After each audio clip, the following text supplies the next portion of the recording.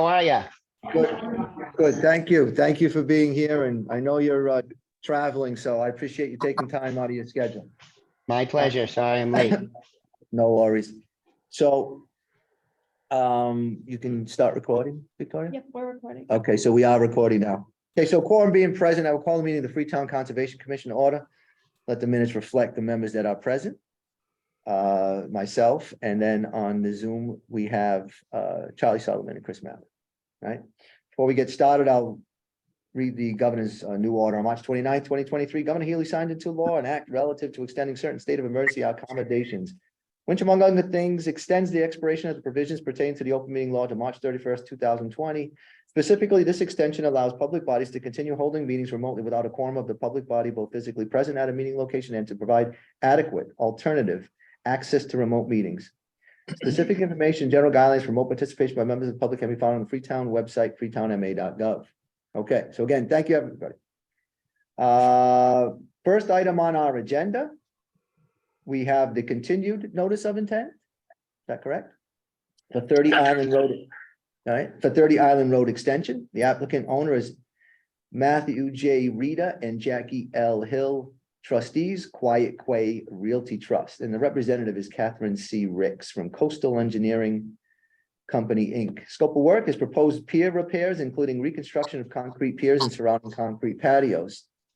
If I'm not mistaken, the information was sent out by the Concom office to members, so you may have had an opportunity to at least reflect on the notice of intent application and supporting documentation.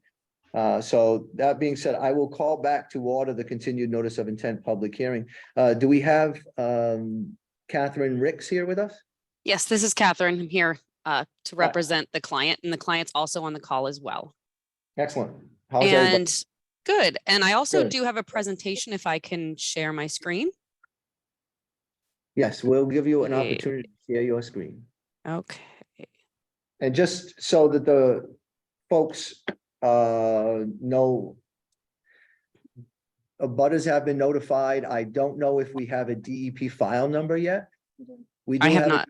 Okay, I was going to say, I don't know if I've seen one, but our permitting division would have it. Okay, but Victoria, you say you've seen it? I believe so, yep. Perfect, okay.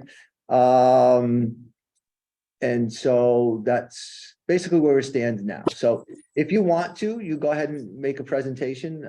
Just so you know, there is nobody here in the room with us. So everybody you're going to be speaking to will be on Zoom. I don't know how many people. Can you tell how many people are on the Zoom?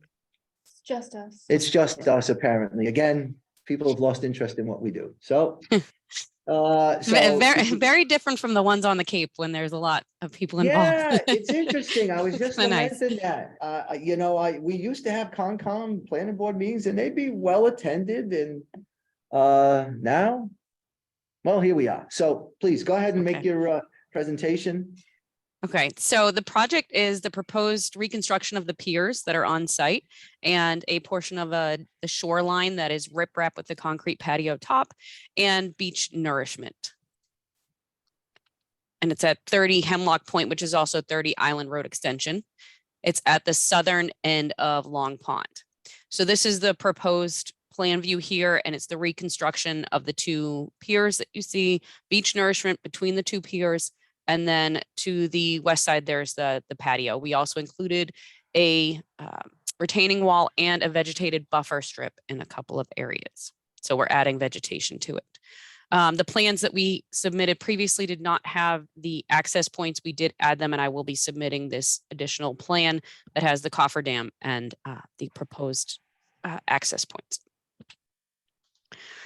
And also the revised plans, we have moved the stairs from along the shoreline there to within the piers, which I know that was one of the questions. And this also includes where you can better see the retaining wall there and the vegetated buffer strip.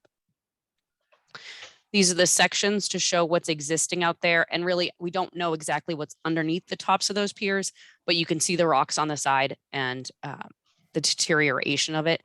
And what's proposed is a prefabricated form, and then taking those existing rocks and filling them back in with some gravel around it, and then topping it off with a flat concrete top. This is the profile view of the beach. So there's the retaining wall, the vegetated buffer strip, and just adding a minimal amount of sand there to extend the beach and grade it down to the existing.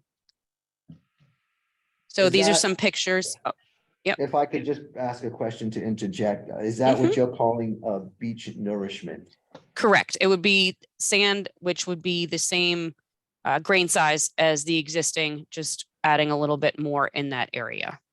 Is that sand that would be brought in? Is that washed sand? Is it, where are we bringing that in from?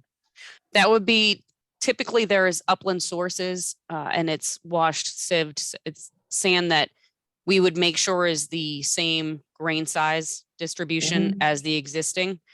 Coastal does have the ability to do the grain size analysis of the existing in place. And then also we typically have the contractor give us a grab sample of where the source is, and then we will do the sieve analysis on that. And as long as they're matching, we provide it to the conservation commissions when we do projects like this. And then as long as it's matching, then the conservation commission okays it and the nourishment's done. Okay. And I can appreciate that, and probably to your point on the Cape, they're probably looking for specificity such as the grain size. And I was more concerned about the quality, like where are we getting this? Is this coming from an approved source? Is this not, I don't want to Yes. be bringing in material. I've been on the commission for almost 24 years, I think now. And this is the first time that we've had a beach nourishment plan, and I don't want to get too much into it, but you're bringing it in from an approved source. It's clean.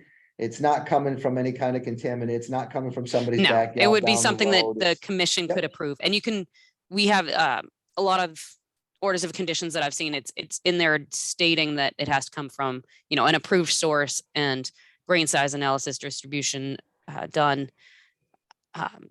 We typically only have a couple sources down here, though I'm not sure of the Right. sources off Cape. We'd have to find out which sources those are. There's But it would plenty be of sand, typically, yeah, there's plenty of sand off Cape, but usually it's a fight over who's going to use it for their septic systems. So Yes, if it's yes. good quality stuff, so, yes.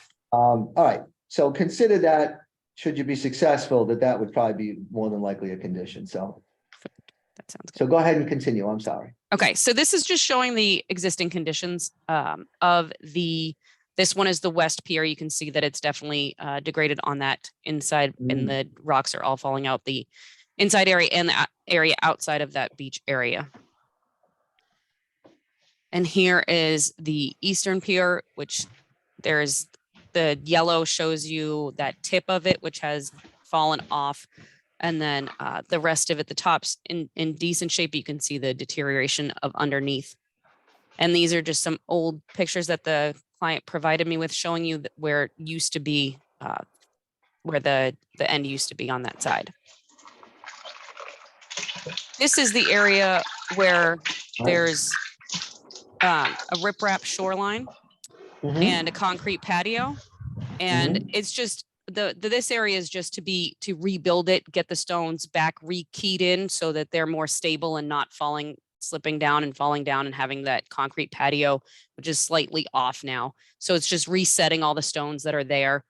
We don't think any stones will need to be brought in, just they will take it apart, reset it so the stones are keyed in, and then replace the top of that. And here is the section view of that with the new retaining wall, the reset concrete top, and the reset stones. And in place, no, not expanding the toe or expanding the length of it. And these are some pictures just showing along there. You can see where the concrete top is and where some areas have failed and some rocks have slipped out. So it's just resetting those stones and replacing the concrete cap. So I know that we had received some questions in the construction methodology. We don't always include it in our narrative because it's really dependent on the contractor and how they want to build it and what equipment they have. In the case of this, they would want to do it in the dry. So we know that there would have to be a portable cofferdam set up. It would be pumped out, and then the work would be done in the dry, and then it would be pumped back in. The retaining wall, they'd excavate down to the footing prior to setting the footing, and then setting the retaining wall and replacing the material right back where it was. And then, like we already discussed, the beach grain size doing the grain size analysis, making it comes from an approved source. The other item was the Division of Fisheries and Wildlife, which I'm sure you guys have received the copy of the letter, and we received it. There is an endangered turtle species out there and a shellfish species that's of special concern. And the Division of Fisheries and Wildlife has asked us for some additional information, and we have to go through that. We have not seen those two species before, so we have to go through it with them and determine the impacts to them with the construction. Mhm. And if there's any other questions, let me know. So you, Division Fisheries and Wildlife, you're speaking natural heritage. Yes, so for the MISA application, yes. So Yep. there's more to Yep. go through.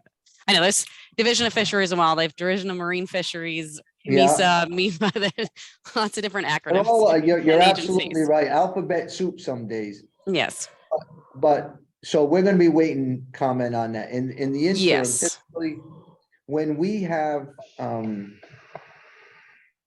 projects where there will definitely be work within a resource area.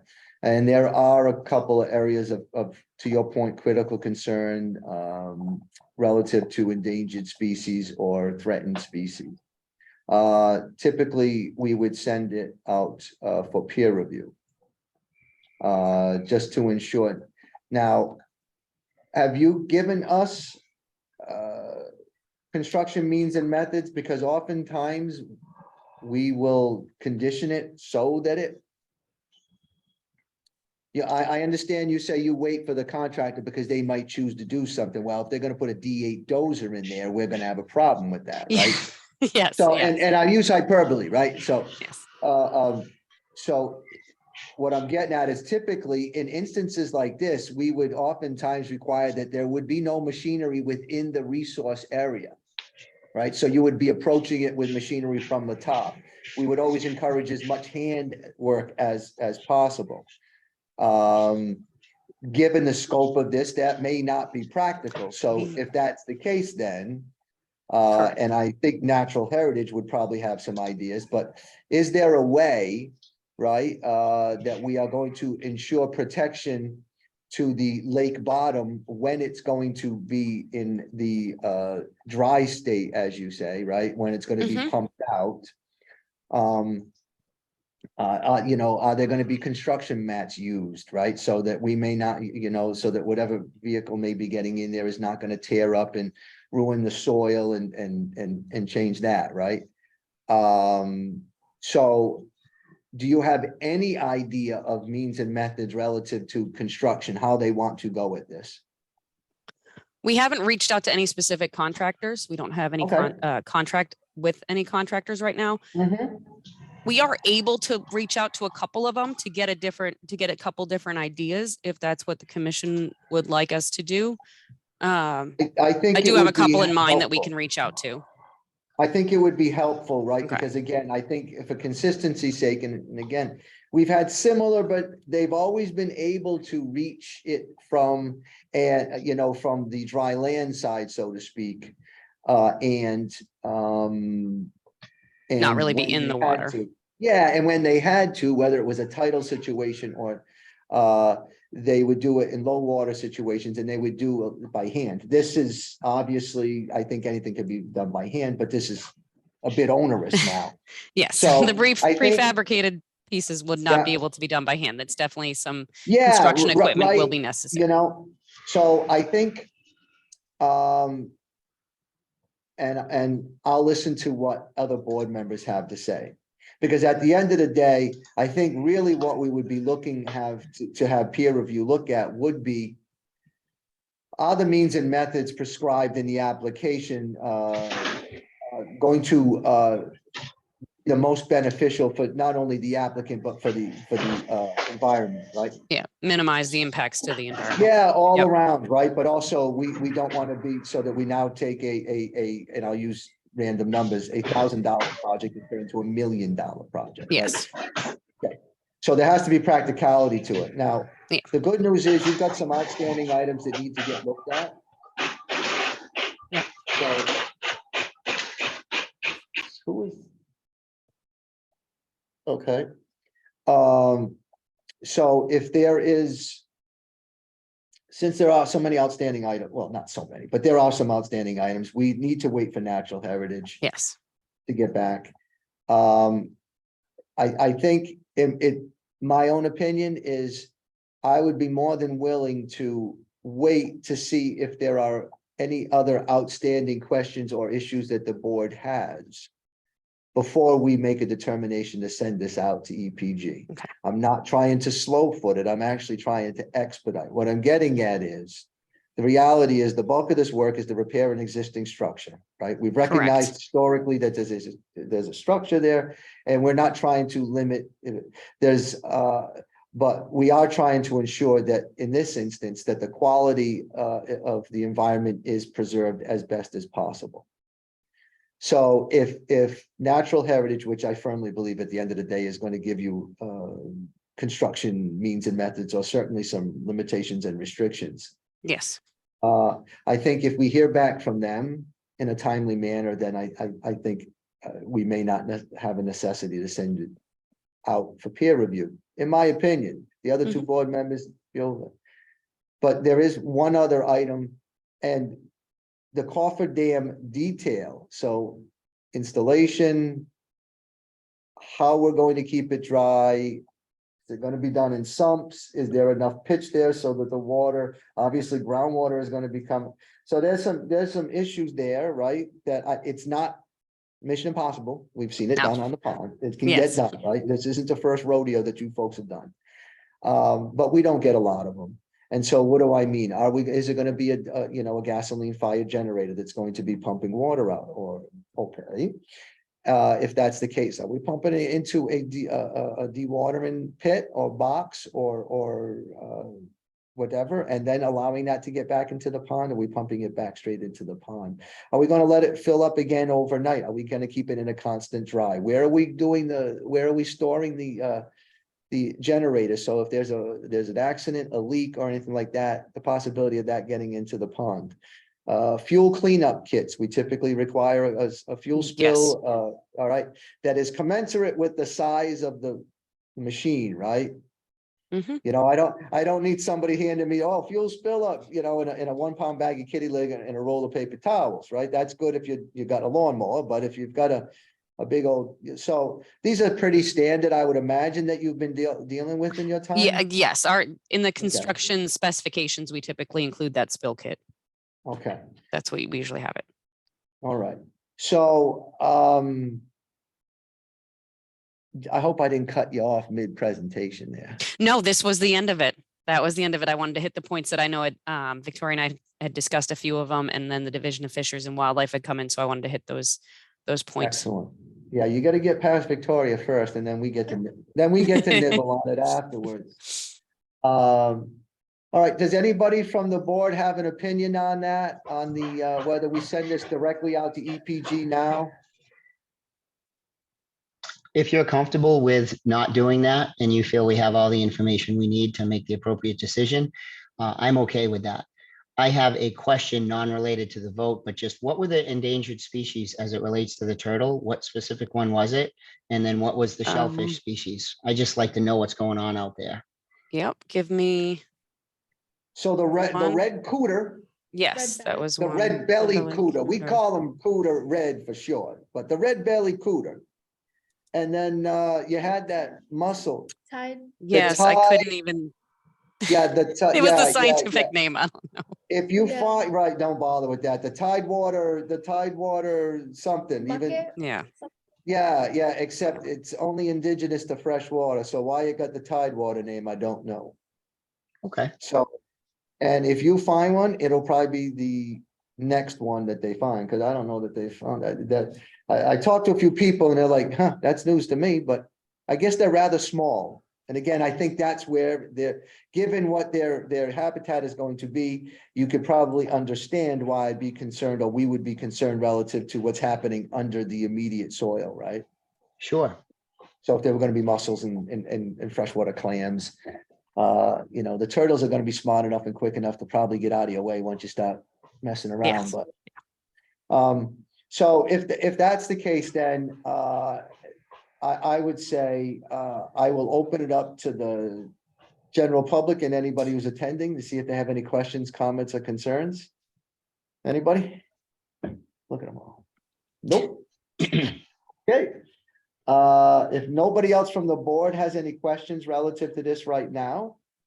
And I'm sorry, do you have anything to add? No, I didn't have anything to add on it. I was just, after everyone was going to ask for the continuance, just for us to work with Division of Fisheries and Wildlife. Sure, sure. Because we do Uh, expect, we will expect conditions from them, so. Yeah, they will. Yeah, I can promise you that. Yep. They're going to, and then usually we piggyback off of them. Sometimes it's just as simple as ours, plus we say you're held to those. So, all right, If I could, I the- just, please, yeah, just real quick, that makes sense to me. I mean, I understand. if you could, sir, just for the record, your name, please. Yes, Matt Rita on behalf of the applicant. Thanks, Matt. I grew up at the site, and even though I'm a lot older than I used to be, those piers were there as long as my family's been there. My folks bought the place 50 years ago last month, which is hard to believe. Sure.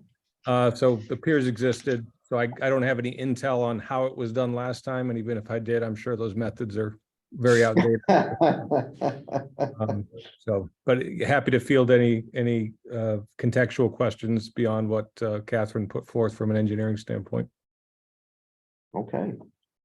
I think the presentation was well done. I think we received a good chunk of information. I think between Victoria and Department of Fisheries there, they're going to point out maybe some outstanding items or just some items that Freetown likes to see, right? Maybe I won't call them outstanding, just we want them. So do you anticipate, well, our next meeting is when now, Victoria, June what? June 12th. June 12th is our next meeting. Do you anticipate that you will have an opportunity to get or receive comments and start working to a plan? By Yeah, then? I think so. I think this is something that, I mean, if they've sent us what they requested, I do. Yeah, let's continue to the June 12th and we will see what we can get from Division of Fisheries and Wildlife from there. Perfect. Hopefully we'll have something from them. Yeah. Yeah. And again, we have the DEP file number, so we're good there. All right. That being said, I will entertain a motion to continue the public hearing for 30 Island Road extension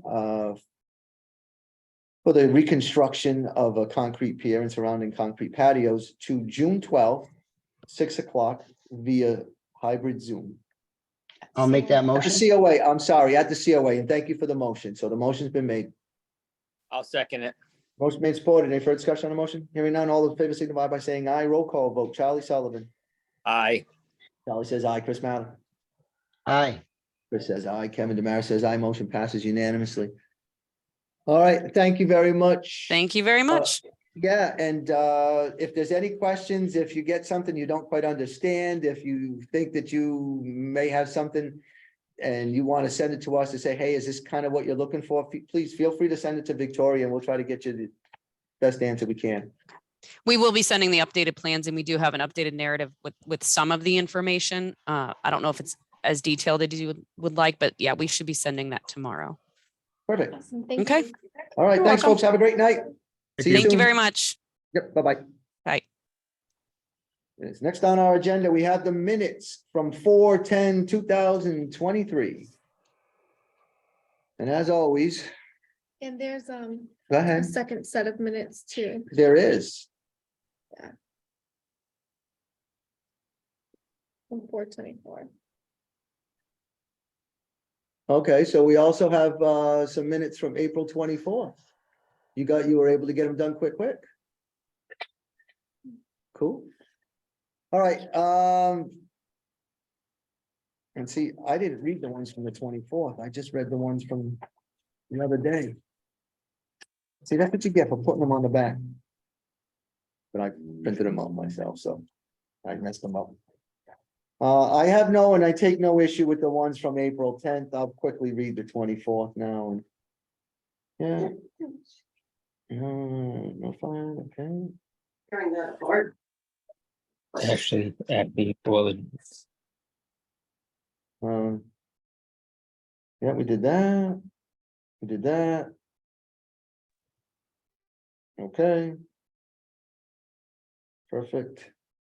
All right, I'll entertain a motion that we accept the minutes for both April 10th and April 24th, 2023 as written. I'll make the motion. Thank you.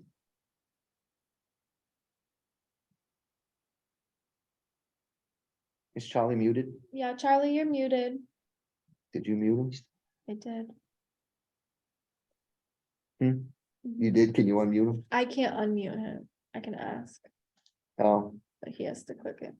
Charlie, There we go. there we go, Charlie. I just need you to second the motion to accept the minutes. Okay, am I unmuted now? You are unmuted now, Charlie. I'll second that motion. Thank you very much. Motion made, supported. Any further discussion on the motion? Hearing none, all in favor, signify by saying aye. Roll call vote. Charlie Sullivan. Aye. Charlie says aye. Chris Mather. Aye. Chris Mather says aye. Kevin Demara says aye. Motion passes unanimously. I have no other business to properly come before the board or unexpected. So that being said, if anybody else does, I do. oh, Just real quick, guys, sorry. So for the planning board has been working on MS4, which is a stormwater permit for the town. And one of the things that we're trying to work on to comply with the permit is a stormwater application. So as part of our preliminary process, it's to see who would be the issuing authority. So the planning board discussed at our last meeting, potentially having planning board the issuing authority if the project's coming through planning. But if it's not, we wanted to see if the Conservation Commission would want to take that responsibility up. So you don't need to decide now. It's something I can formally put on the next agenda if you would like, have some time to think about it or.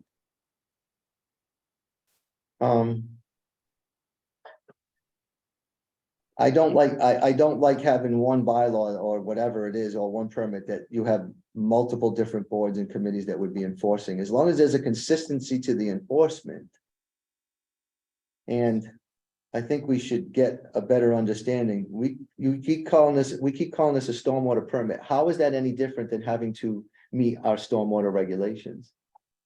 And I know it's not on our agenda, you're bringing it up because the planning board asked you to bring it up, so, and we can put it on a future agenda to talk about. But how is that different? And are we the one responsible for ensuring that and reviewing and issuing the permit? So Yes, they- once adopted, So they apply to us yes, and then locally. locally. And are there any requirements? And again, understanding this is for any property over 1 acre that gets disturbed, correct? Not the No. property, it's not based on lot size, it's based on amount of disturbance. Yeah, if so you're any disturbing disturbance over an area- acre, Yes, at one time. yes. So if it's disturbed, if any disturbance over an acre would be required. So Mhm. if we're gonna talk about this, there's a lot of probably driving down the street, somebody clears an acre. They don't have to go to planning board, they don't, because they already have a lot exist, they don't have to go to conservation, who enforces it? That's why I brought this up. This is what planning board is trying to work out, that if the project already doesn't have to go through planning board for, site plan review or anything like that. If conservation. If it doesn't have to go through conservation. Like if I'm driving down Slab Bridge and there's a lot that exists, Yeah, not near wetlands. So, yeah, it would still, that's what we're trying to figure out, who would issue that, so that's why Right, we're so- asking if it. but currently, right now, who would be responsible for that? The selectmen. No one, because we don't have that bylaw, we don't have. a But as permit for written, that. it says the selectmen in the That proposal. was an example. So what Kevin's referring to, because I didn't send it out to the commission yet, because I just wanted to broach the subject, but he's referring to a draft, regulations and a draft application that environmental partners wrote up. Some towns do sometimes do have the board of selectmen as the issuing authority. But planning board was thinking, since we already do stormwater review through EP, it might make more sense. We just kind of wanted to not have an applicant go through so many boards. We're trying to figure out a way to make it the process as simple for them and for us as possible. All right, well, we'll put it on the agenda and we can talk about it. I think as much information. What our requirements are, what a permit would look like, what are the requirements of the permit, how much it would cost. all that stuff, I think, if we're gonna be involved with it. And again, the way the bylaw was written, or proposed, or wording was, the selectmen and or their appointees or agents. But that was just a draft example. No, I understand, but that means that's- the selectmen could then decide that one individual board or one individual person. Like the selectmen, if they would do it, they could say, we're gonna decide that the building inspector is the reviewing authority, because typically every single permit would have to go through him, whether it's just for a single family home or not. And he would be able to see all those things that wouldn't get to conservation or planning, an existing lot that doesn't have wetlands, he would be able to see. So I think there's a lot of layers to this that the federal government is trying to throw back onto the local governments here. I think we need to have a better understanding before we can answer that. So let's put it on agenda for a future meeting and we can talk about it. Anything else? No, thank you. All right, I'll Question. entertain a motion to adjourn. Hold on. Hold on. What if anything has occurred, I believe it's 126 South Main Street, as to action from the board? Oh, I believe I think it's 112, but as far as enforcement, so I reached out to DEP again. I think our circuit rider is out of the office again. So I'm just waiting to hear back so we can schedule that site visit and move forward. I haven't received anything official, but I did hear that someone had driven by and saw what appeared to be like an engineer or someone out there with plans, so they might be trying to work towards something, but I haven't received anything. I have seen some flags and I don't know where it stands with the timeline when he was supposed to file with us. I believe it's past though. It's past that, so let's issue another enforcement order. We will make sure that that gets recorded. I have to go and record something for the Board of Health, so maybe I'll just make sure that those things get done. The difficulty is, and it's not a secret, is the person who's contracting the work to be done is not the physical owner and it doesn't have their name anywhere on it. And my fear is that that there may be a transference of title and without the new owners knowing or understanding. I know that there were flags tied, so there may be some action that's being taken and he might be but he has certainly not kept us in the loop, and I appreciate you bringing it back up there, Charlie. Let's yeah, we'll just, if we issue an enforcement order and he hasn't answered to that, then we issue another enforcement order. And I would say that we reach out to council to see the proper process to start instituting fines. Okay. Hey, Kevin. Sir, So what you're saying is the person that's doing the work received a permit to do work without the owner's signature on the permit application No, in our no. town? Oh, okay. no. 'Cause I'm that's saying a the person who owns the property is not the person who is contracting to have the work done down there and is actually in control of what's happening. Right, it's Okay, simple. so- It's owned by the gentleman's mother and I believe sister, at least it's in their names. So when we issue an enforcement order, it goes to the property owner, not to necessarily to one of the siblings or a relative who may be asking people to go over there and do work. Okay. Uh, Did the city That issue a for permit? sales- Yep. I'm sorry?